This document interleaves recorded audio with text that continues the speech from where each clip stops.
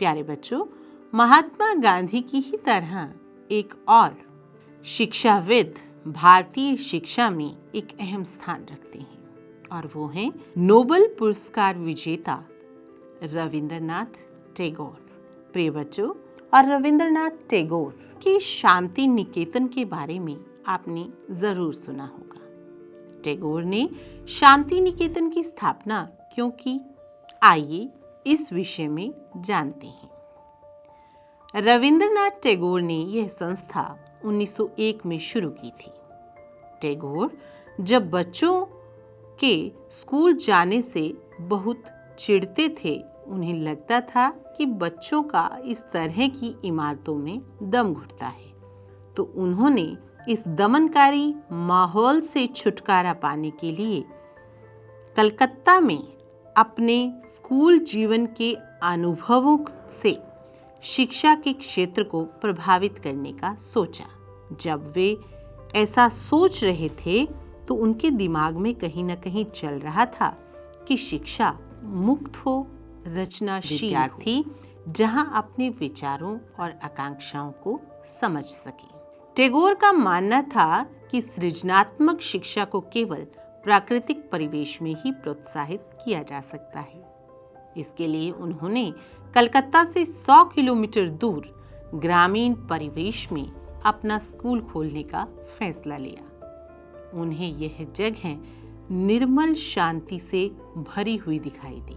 प्रिय बच्चों, प्रकृति की गोद में इस संस्थान को विकसित करने के बाद उन्होंने इसका नाम शांति निकेतन सोचा, जहां पर बच्चे अपनी स्वाभाविक सृजनात्मक मेधा को विकसित कर सकते थे। प्रिय बच्चों, इस अध्याय में 19वीं शताब्दी में भारत में ईसाई मिशनरियों के द्वारा शिक्षा के क्षेत्र में क्या भूमिका निभाई गई, ये उपविषय भी एक खास जगह रखता है। 19वीं सदी में भारत में सक्रिय ईसाई प्रचारकों ने व्यवहारिक शिक्षा के पक्ष में दिए जा रहे तर्कों का विरोध किया।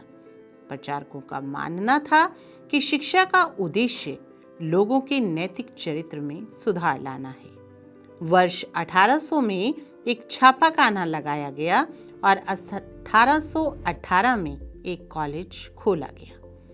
19वीं सदी के दौरान पूरे भारत में प्रचारक स्कूल खोले गए, लेकिन 1857 के बाद भारत की ब्रिटिश सरकार प्रचारक शिक्षा को प्रत्यक्ष सहायता देने में आनाकानी करने लगी। सरकार को लगता था कि स्थानीय रीति रिवाजों, व्यवहारों, मूल्य, मान्यताओं और धार्मिक विचारों से किसी भी तरह की छेड़छाड़ देसी लोगों को भड़का सकती है। देसी का अर्थ यहाँ पर उन भारतीय लोगों से लिया गया है जो अपनी परंपराओं से और अपनी पौराणिक शिक्षा गतिविधियों से सीधे तौर पर जुड़े हुए थे। कंपनी को भय था कि प्रचारकों की गतिविधियों के कारण स्थानीय जनता के बीच असंतोष पैदा होगा। तो प्यारे बच्चों, देखा आपने किस तरह से भारत में प्राच्यवादी और आंग्ल शिक्षा अर्थात पौराणिक शिक्षा की गतिविधियां जो शुरू से चलती आ रही थी और जो नवीन आधुनिक शिक्षा थी, उसका कैसे प्रचार और प्रसार हुआ।